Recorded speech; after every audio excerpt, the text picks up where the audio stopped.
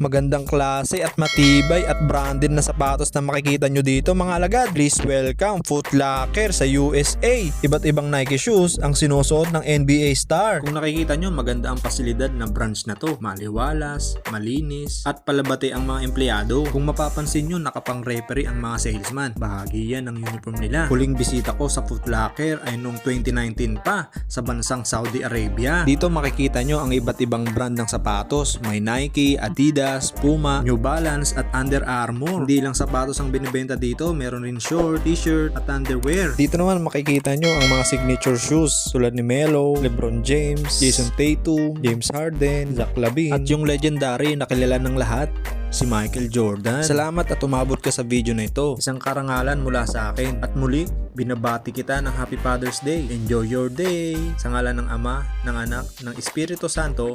Amen.